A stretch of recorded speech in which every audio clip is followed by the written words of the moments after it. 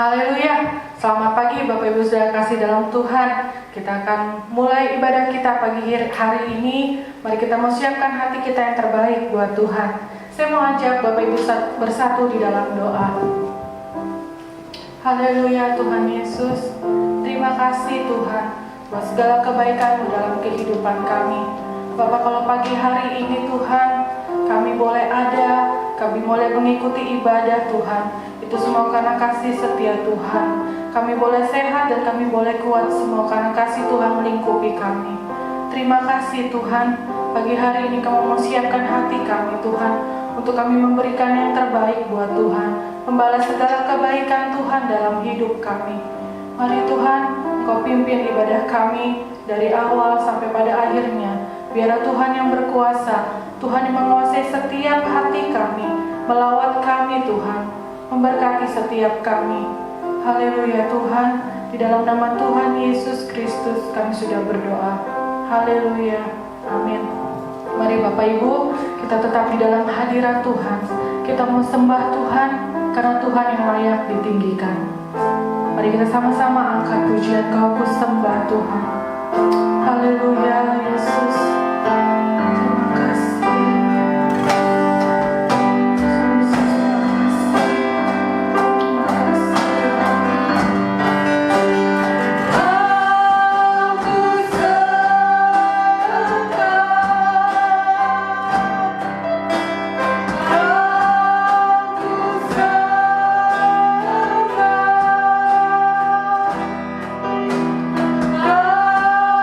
Ku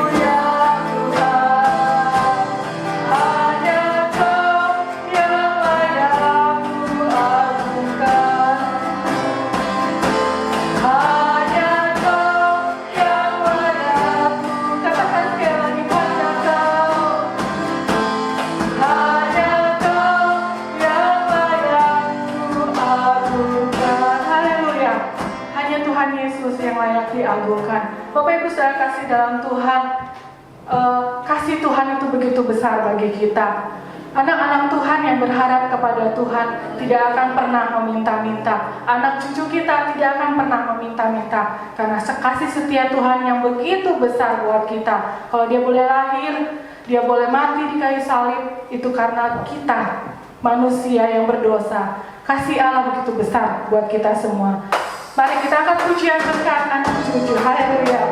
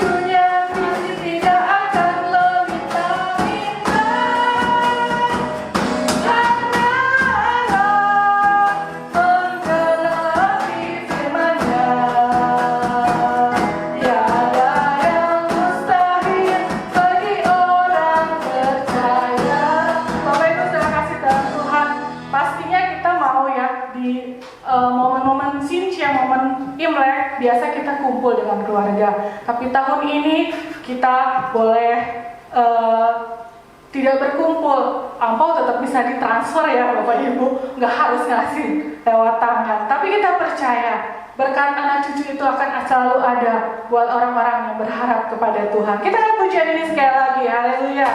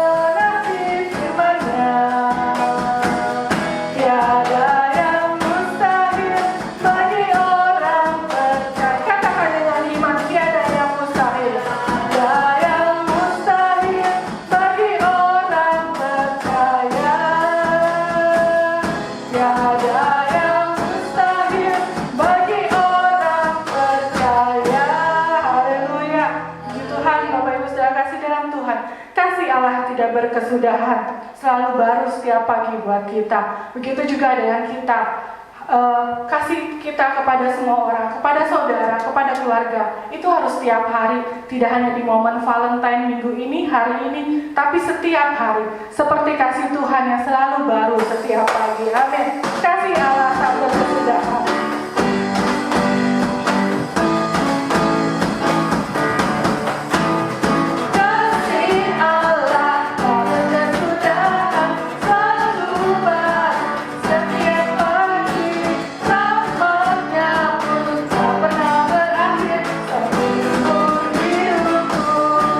Dengan sukacita ku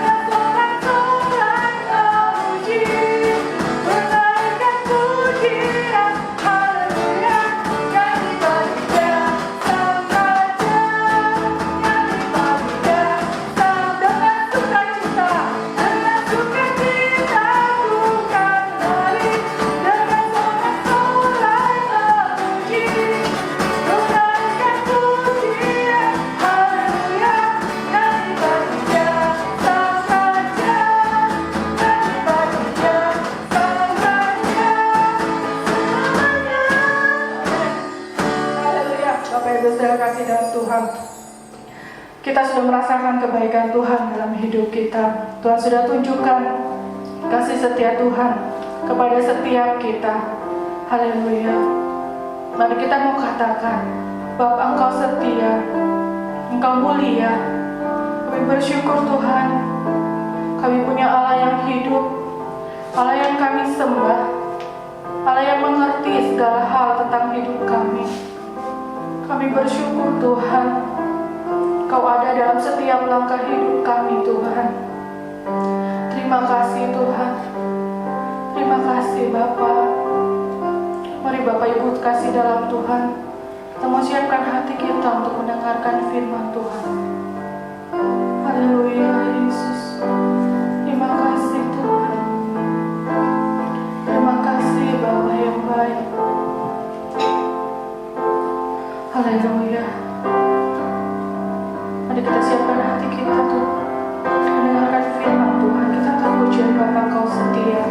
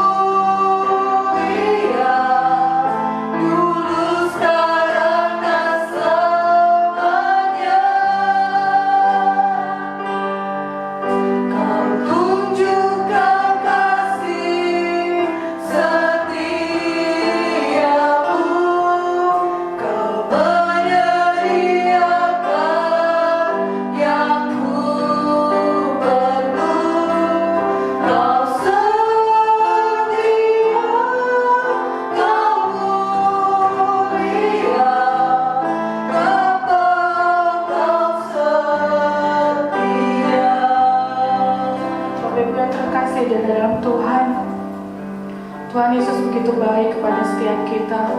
Kasih Allah tidak berkesudahan, selalu baru setiap pagi. Kasih Tuhan begitu besar buat kita semua. Bapa yang setia, Bapa yang tidak pernah meninggalkan kita. Dia telah menunjukkan kasih-Nya yang besar bagi kita dengan mati di kayu salib. Terima kasih Tuhan. Terima kasih Bapa yang baik. Kami percaya Tuhan kalau hari-hari ini Tuhan, Engkau juga ada buat kami Tuhan. Kami percaya Tuhan, apa yang kami butuhkan Engkau akan menyediakan. Bahkan Tuhan, mujizat Tuhan masih terjadi sampai saat ini. Yang sakit Engkau akan sembuhkan, yang lemah Engkau akan kuatkan Tuhan. Yang berbeban berat Engkau akan lepaskan Tuhan. Dan Kau akan berikan mereka sukacita yang baru daripadamu. Terima kasih Tuhan, kami boleh merasakan kasih setia-Mu. Kami boleh merasakan kasih Tuhan dalam hidup kami. Terima kasih Tuhan. Kami mau angkat pujian dengan sungguh-sungguh.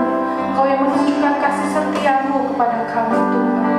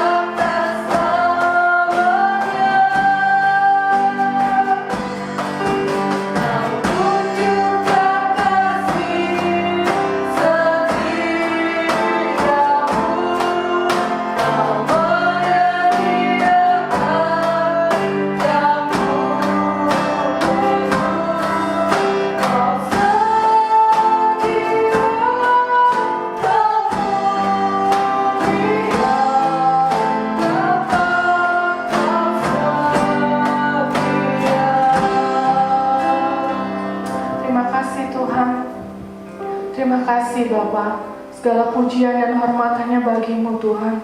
Kami telah naikkan kehadirat-Mu ya Bapa. Kini tiba saatnya kami mendengarkan firman Tuhan. Mari Engkau urapi hamba-Mu Tuhan. Bapa Nathanael Tuhan, berkati dengan urapan kuasa-Mu Tuhan, sehingga firman Tuhan yang keluar dari mulut hamba-Mu itu boleh ada dalam setiap kehidupan kami. Kami boleh belajar untuk melakukan firman Tuhan. Kami mau bertumbuh di dalam iman kami kepadamu Tuhan. Terima kasih Tuhan Yesus. Kami serahkan firman Tuhan yang ke dalam tangan-Mu. Di dalam nama Tuhan Yesus Kristus kami sudah berdoa. Haleluya. Amin.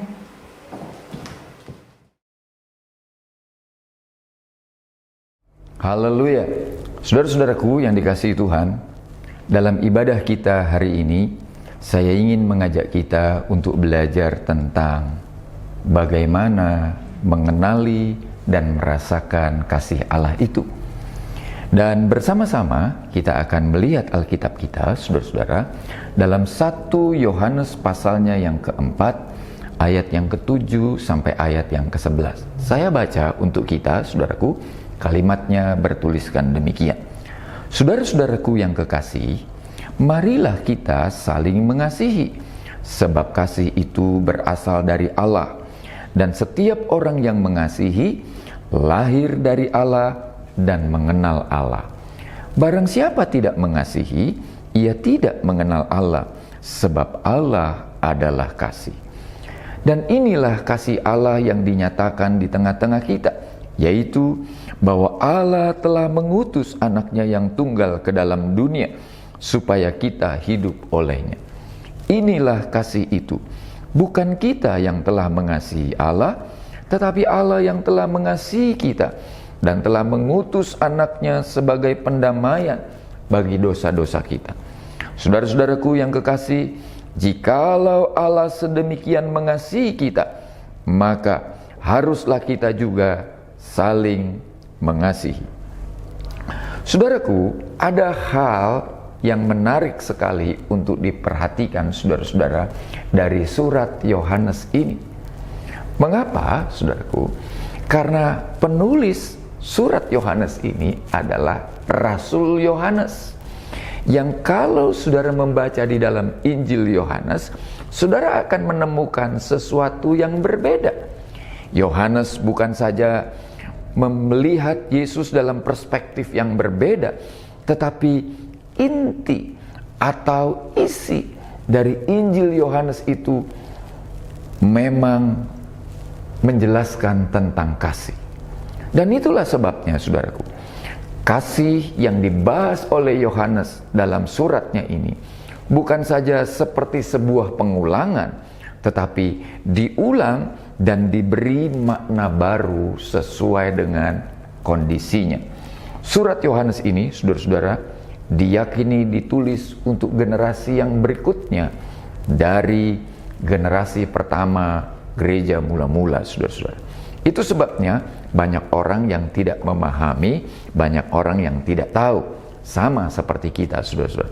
Dan itu sebabnya Yohanes juga mengulang dan memberi penekanan-penekanan baru dengan harapan orang dapat memakluminya. Hal penting yang dijelaskan oleh Yohanes itu, saudara-saudara, adalah bahwa Allah bukan saja merupakan sumber kasih, seperti yang dijelaskan oleh ayatnya yang ke-7 1 Yohanes pasal 4 tadi, sebab kasih itu berasal dari Allah. Jadi Allah bukan saja merupakan sumber kasih, saudara-saudara, tapi dalam ayat yang ke-8 kemudian Yohanes menjelaskan sebab Allah adalah kasih. Jadi eksistensi dari Allah, keberadaan dari Allah itu, saudara-saudara, adalah kasih yang tidak terbatas. Nah, karena itulah, saudara-saudara, Yohanes ingin di generasi yang baru ini, orang-orang yang ada di zaman ini paham betul dan mengerti betul tentang apa itu kasih. Segera saja kita membuka catatan kita, saudara-saudara, dengan membaca ayatnya yang ke-10. Inilah bagian pertama dari kasih Allah itu. Inilah kasih itu. Bukan kita yang telah mengasihi Allah, tetapi Allah yang telah mengasihi kita dan yang telah mengutus anaknya sebagai pendamaian bagi dosa-dosa kita. Hal penting yang saudara-saudara harus tahu adalah Allah lah yang berinisiatif untuk memulai pertama mengasihi.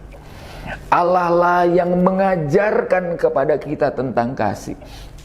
Allah lah yang menunjukkan kepada kita bagaimana caranya mengasihi. Kenapa harus begitu, saudara-saudara? Karena kita pada dasarnya tidak memiliki hal itu. Karena kita pada dasarnya adalah orang-orang yang sudah terhilang. Orang-orang yang tidak memiliki kasih, saudara. Itu sebabnya kita perlu memiliki kasih itu. 1 Yohanes pasalnya yang keempat ayat yang ke-10 berkata, Allah lah yang lebih dulu memberikan kasih itu untuk kita. Allah lah yang telah menyatakan dirinya. Dan dengan cara seperti itu, saudara-saudara, kita bukan saja tahu tentang apa itu kasih Allah. Kita bukan saja tahu tentang bagaimana mengasihi, tapi kita juga mengalami kasih Allah itu, saudara. Nah, pertanyaannya sekarang adalah, jadi Allah lah yang berinisiatif untuk manusia mengalami kasih Allah. Allah lah yang berinisiatif supaya kita menikmati kasih Allah itu. Nah, pertanyaannya menjadi sederhana, saudara-saudara. Bagaimana mungkin manusia yang penuh dengan dosa, manusia dalam keadaan berdosa itu dapat menerima, mengenal, dan merasakan kasih Allah itu? Saudara-saudara, saya tunjukkan kepada saudara. Dosa memang memisahkan kita dengan Allah. Dosa memang membuat hubungan manusia dengan Allah terputus. Karena itu, saudara-saudara, sebagai bukti bahwa Allah mengasihi, sebagai bukti bahwa manusia perlu merasakan kasih Allah, Allah lah yang berinisiatif, Allah lah yang memulai untuk mengasihi. Sekarang bagaimana caranya Allah mengasihi? Apa buktinya Allah mengasihi? Ayatnya yang ke-10 berkata, dan yang telah mengutus anaknya sebagai pendamaian bagi dosa-dosa kita. Saudaraku, Allah mengutus Yesus sebagai bukti bahwa Dia mengasihi. Untuk apa, saudaraku? Untuk menjadi pendamai, untuk menghubungkan kembali antara Allah dan manusia yang terputus relasinya, untuk membuat jalinan baru antara Allah dan manusia menjadi kuat kembali.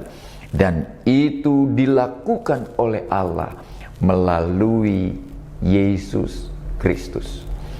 Saudara, pertanyaannya adalah, berapa besarnya kasih Allah itu?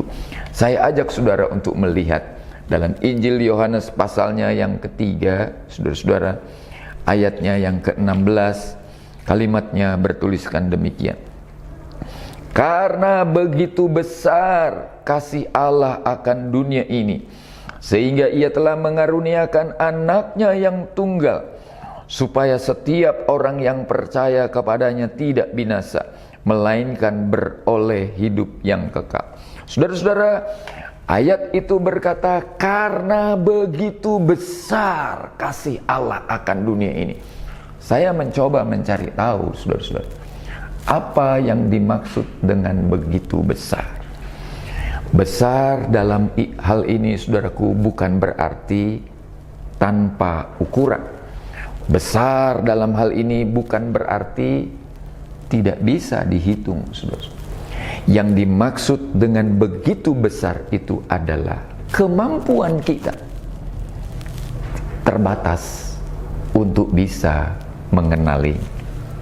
Kemampuan kita terbatas untuk bisa tahu bagaimana kasih Allah itu, saudara. Itu sebabnya Rasul Paulus pernah menjelaskan, kita harus mengerti betapa luasnya kasih Allah itu, saudaraku. Kenapa disebut luas, saudara-saudara? Karena dia menjangkau seluruh bagian dari dunia ini dan tidak terbatas. Dia bukan hanya berbicara tentang luas, tapi dia juga berbicara tentang panjangnya kasih Allah itu, saudara. Mengapa disebut panjang, saudaraku? Karena ini berhubungan dengan hidup manusia, saudara. Di sepanjang umur manusia, selama manusia ada, sampai hari kedatangannya, saudara, disitulah Allah terus menerus mengasihi manusia. Disitulah Allah terus menerus, saudara-saudara, mengasihi manusia. Lalu Paulus juga menyebut betapa lebarnya kasih Allah itu. Apa maksudnya lebar itu, saudara? Lebar itu artinya menjangkau seluruh bangsa, menjangkau seluruh umat manusia. Tidak peduli saudara berkulit apapun, coklatkah, kuningkah, putihkah, hitamkah, bukan soal, saudara. Karena kasih Allah yang lebar itu, saudara-saudara, tidak bisa dibatasi oleh siapapun. Kasih Allah berlaku bagi semua orang. Tapi bukan hanya itu, saudara. Paulus juga menyebut alami, dalamnya kasih Allah itu. Apa yang dimaksud dengan dalamnya kasih Allah? Saudara-saudara, berapa banyak saudara jatuh dalam dosa? Berapa banyak saudara ada dalam kelemahan, dalam ketidakberdayaan, dalam keberdosaan? Disitulah saudara-saudara, kasih Allah mampu menjangkau kita. Nah, itulah arti dalam 1 Yohanes pasal yang keempat ayat yang ke-10 tadi. Bukan kita yang telah mengasihi Allah, tapi Allah lebih dulu mengasihi kita, supaya kita mengalami, supaya kita merasakan, supaya kita menikmati bagaimana kasih Allah itu untuk kita. Tak peduli statusmu, tak peduli keadaanmu, tak peduli kebangsaanmu, tak peduli dari mana engkau berasal. Disitulah kasih Allah berlaku untuk kita. Itu bagian pertama, saudara. Bagian kedua, saudara-saudara, yang saya ingin kita belajar dari 1 Yohanes pasal yang keempat, ayat 7 sampai ayat yang ke-11 ini, saudara-saudara, adalah cobalah kita memperhatikan ayatnya yang ke-9. Dan inilah kasih Allah dinyatakan di tengah-tengah kita, yaitu bahwa Allah telah mengutus anaknya yang tunggal ke dalam dunia supaya kita hidup olehnya. Saudaraku, Allah bukan saja memberikan kasih-Nya, Allah bukan saja mendamaikan kita dengan diri, tapi saudaraku, di dalam kasih Allah itu termasuk juga sebuah kehidupan. Di dalam kasih Allah itu, saudara-saudara, ada sebuah kehidupan yang Tuhan taruh. Bukan hidup yang seperti orang dunia pikirkan, bukan hidup yang seperti orang dunia pahami, saudara. Tapi hidup yang disebut oleh Allah, saudara-saudara. Saudaraku, di dalam Alkitab ada kata hidup, tapi dalam bahasa Yunani kata hidup itu ditulis dengan dua, saudaraku. Yang pertama, bio. Itu sebabnya pelajaran tentang makhluk hidup disebut dengan biologi. Tapi dia hanya mempelajari hal-hal yang berhubungan dengan kehidupan duniawi. Tapi ada satu kata lagi tentang hidup yang ditulis dalam bahasa Yunani adalah zoe. Zoe bukan hanya hidup yang di dunia ini saja, atau bukan hanya hidup yang kelihatan, atau bukan hanya hidup yang sementara, tetapi juga hidup dalam arti kekekalan. Itulah sebabnya Yesus pernah berkata dalam Injil Yohanes pasal 10 ayatnya yang ke-10, karena anak manusia datang supaya kita memperoleh hidup dan memperolehnya dengan segala kelimpahan. Itu artinya hidup yang Tuhan berikan untuk kita, Hidup yang Tuhan nyatakan kepada kita sebagai wujud dari kasih Allah itu, saudara-saudara, adalah hidup yang bukan saja untuk kepentingan dunia, bukan saja untuk kepentingan duniawi atau selama kita ada di dunia, tetapi juga hidup untuk kepentingan kekekalan. Hidup sesudah kematian, hidup kekal selama-lamanya. Itulah juga yang diberikan Allah untuk kita di dalam Yesus Kristus. Itulah sebabnya tadi dalam Injil Yohanes pasalnya yang ketiga, ayatnya yang ke-16. Allah memberikan Yesus Kristus anaknya yang tunggal itu, supaya barang siapa yang percaya kepadanya tidak binasa, melainkan beroleh hidup yang kekal. Saudaraku, sadarilah bahwa di dalam kasih Allah itu bukan saja terdapat pendamaian dosa. Di dalam kasih Allah itu bukan saja hidup kita dipulihkan. Di dalam kasih Allah itu bukan saja dosa-dosa kita dihapuskan, tetapi di dalam kasih Allah itu Allah memberikan kepada kita kehidupan yang sesungguhnya. Baik hidup sementara kita ada di bumi ini, saudara-saudara, maupun nanti dalam kehidupan kekal. Itulah sebabnya Yesus pernah berkata, janganlah kamu khawatir akan hidupmu, karena hari esok punya kesusahannya sendiri. Biarlah hari esok menjadi pergumulannya hari esok. Kita tidak hidup dalam kekhawatiran, kita hidup dalam ketentraman, kita hidup dalam kedamaian, kita hidup dalam sukacitanya Tuhan, karena kita menerima kasih Allah itu, saudara. Ingat, ada kehidupan kekal di dalam kasih Allah itu. Jadi saudara-saudara, kita harus mengalami, kita harus merasakan, kita harus menikmati bagaimana hidup di dalam kasih Allah itu, saudara. Doa saya kepada Tuhan, saudaraku, adalah kita bukan saja tahu tentang apa itu kasih, kita bukan saja tahu bagaimana itu kasih, tetapi kita juga merasakan, mengalaminya, sampai kasih yang tidak berkesudahan itu, saudara-saudara, menjadi milik yang tidak terbatas. Nah, kalau kita sudah tahu bahwa di dalam kasih Allah itu terdapat pendamaian dosa, di dalam kasih Allah itu terdapat kehidupan yang kekal, maka sudah saatnya hari ini, saudara-saudara, kita membaca 1 Yohanes pasalnya yang keempat, ayatnya yang ke-11. Kalimatnya bertuliskan demikian, saudara. Saudara-saudaraku yang kekasih, jikalau Allah sedemikian mengasihi kita, maka haruslah kita juga saling mengasihi.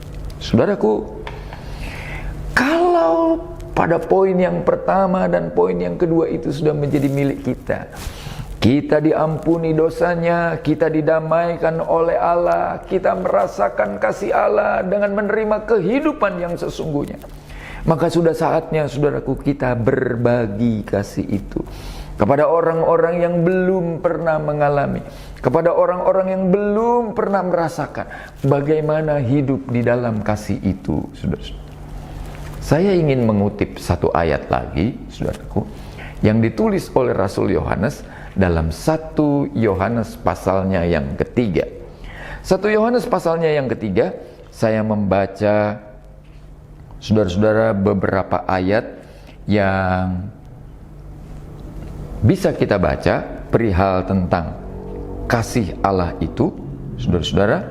Mari kita membaca 1 Yohanes pasalnya yang ketiga, dan kita membaca ayatnya yang ke-18. Ayat itu bertuliskan demikian, saudara-saudara. Anak-anakku, marilah kita mengasihi, bukan dengan perkataan atau lidah, tetapi dengan perbuatan dan dalam kebenaran. Kalau Allah minta kita mengasihi sesama, kalau Allah minta supaya kita bisa mengasihi orang lain, saudara-saudara. Maka Allah bukan saja meminta kita mengasihi, tetapi Allah juga menunjukkan bagaimana caranya kita bisa mengasihi. Ayat 18 dari 1 Yohanes pasal 3 itu berkata, marilah kita mengasihi, bukan dengan perkataan atau dengan lidah. Artinya begini, saudara-saudara. Banyak orang mengasihi hanya sekedar ngomong. Atau banyak orang mengasihi hanya karena dia pandai menulis kata-kata. Entah itu ditulis di media sosial, entah itu ditulis dalam pesan pribadi. Saya tidak tahu, saudara. Banyak yang mampu mengasihi dengan cara seperti itu. Tetapi dia tidak melakukan apa-apa. Dan dia tidak berbuat apa-apa sebagai wujud dari kasih. Itu sebabnya, saudara-saudara, kita bisa memberi tanpa mengasihi. Tetapi kita tidak bisa mengasihi tanpa kita memberi. Nah, Yohanes menunjukkan caranya, saudara. Marilah kita mengasihi dengan perbuatan dan dalam kebenaran. Artinya, saudara-saudara, kalau kita benar-benar mengasihi sesama, kalau kita benar-benar mengasihi orang lain, ayo buktikan, ayo tunjukkan. Tapi bukan sekedar menunjukkan, bukan sekedar membuktikan. Ada bingkainya, saudara-saudara. Bingkai untuk kita mengasihi. Dan bingkainya itu adalah kebenaran. Bingkainya itu adalah firman Tuhan. Dengan kata lain, saudaraku, cara kita mengasihi bukan semau-maunya kita. Cara kita mengasihi bukan untuk kepentingan kita. Cara kita mengasihi haruslah sesuai dengan apa yang firman Tuhan ajarkan. Saya tunjukkan kepada saudara bagaimana Paulus menulis tentang kasih itu dalam 1 Korintus pasalnya yang ke-13, saudara-saudara, ayatnya yang keempat mulai, dia merinci seperti ini. Kasih itu sabar, kasih itu murah hati, kasih itu tidak cemburu, ia tidak memegahkan diri dan tidak sombong, ia tidak melakukan yang tidak sopan dan tidak mencari keuntungan diri sendiri. Ia tidak pemarah dan tidak menyimpan kesalahan orang lain. Ia tidak bersuka cita karena ketidakadilan, tetapi ia bersuka cita karena kebenaran. Saudaraku, itulah kasih. Kasih yang bukan sekedar kata-kata. Kasih yang bukan sekedar karena kita mampu menulis atau mengucapkan kata-kata indah. Tetapi kasih yang dipraktekkan, kasih yang dibuktikan dalam perilaku keseharian kita.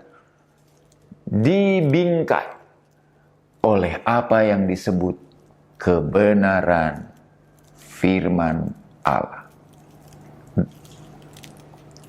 Segera saya mengambil kesimpulan untuk kita, saudara. Yang pertama, Allah lah yang berinisiatif untuk kita. Dia memberikan Yesus sebagai bukti dari kasih-Nya.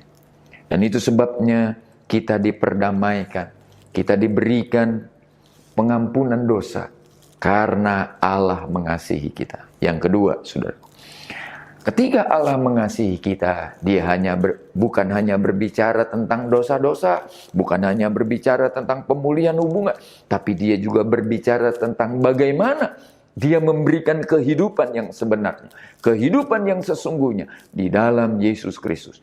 Bukan hanya untuk di dunia ini, tetapi juga untuk kehidupan yang kekal, saudara-saudara.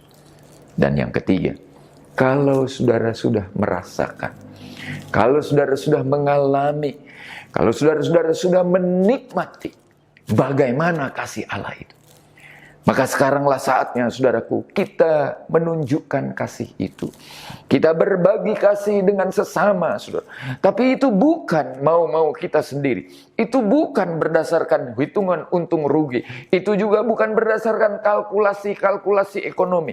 Tapi sebaliknya, kita mempraktekkan kasih Allah itu dibingkai atau diatur oleh kebenaran firman Allah. Dengan kata lain, saudara, firman itulah yang mengatur, firman itulah yang mengajar bagaimana kita mengasihi Allah. Doa saya kepada Tuhan, saudara-saudara, hari ini kita bukan saja mengerti tentang kasih, tapi kita mengalami kasih Allah itu secara luar biasa, supaya dengan itu kita bisa berbagi kasih kepada yang lain. Mari tundukkan kepala dan kita berdoa. Bapa di sorga, terima kasih buat hari ini. Kami menikmati kasih-Mu di dalam Yesus Kristus. Kami mendapatkan pengampunan, kami mendapatkan pendamaian, kami dipulihkan lagi hubungan kami dengan Engkau ya Tuhan. Sehingga tidak ada lagi pembatas, tidak ada lagi yang bisa menghalangi kami untuk datang kepadamu. Terima kasih Tuhan, kalau di dalam kasih-Mu kami juga menemukan kehidupan yang sebenarnya. Bukan kehidupan sekedar biologis, tetapi kehidupan zoe yang berhubungan dengan kehidupan yang kekal. Terima kasih untuk segala hal baik yang Tuhan sudah beri. Dan biarlah kami bukan hanya menerima, mengalami dan menikmati kasih Allah itu. Kami juga mau berbagi dengan sesama. Kami mau berbagi dengan orang-orang lain ya Tuhan. Itu sebabnya mampukan kami, tolong kami, dan beri kami kesempatan untuk dapat mempraktekannya. Firman kebenaran-Mu itu akan menolong dan memampukan kami untuk terus ada dalam kebenaran-Mu. Demi nama Yesus, kami terima kebenaran firman-Mu ini Tuhan. Amin.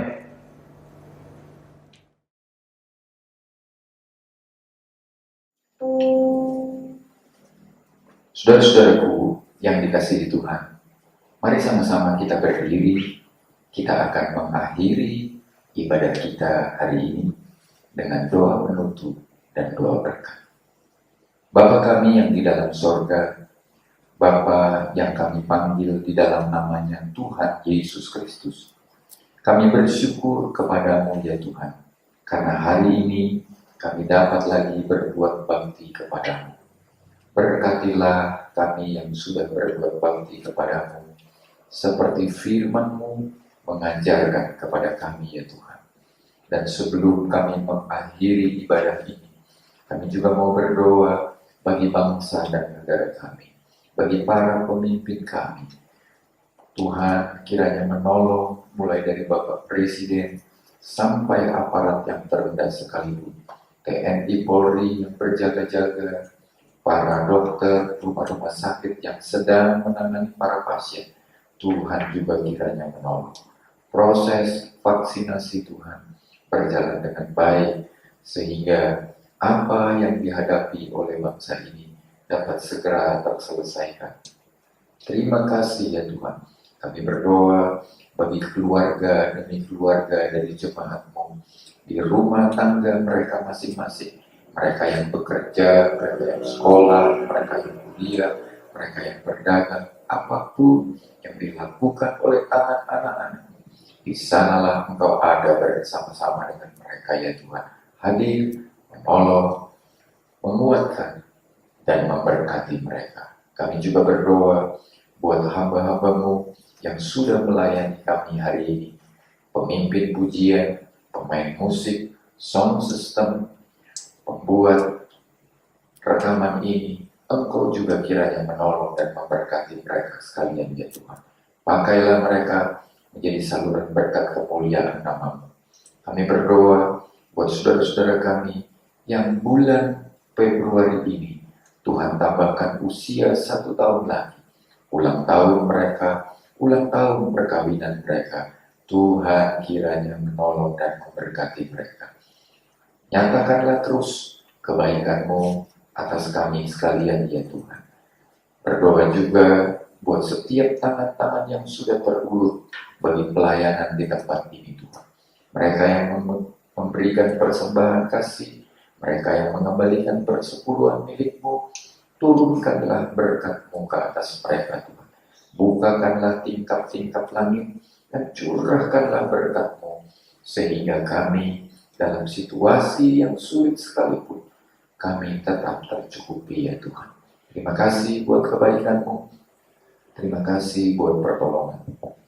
Saudara-saudaraku yang dikasihi oleh Tuhan, sekarang marilah kita terima berkat Tuhan ini atas hidup kita.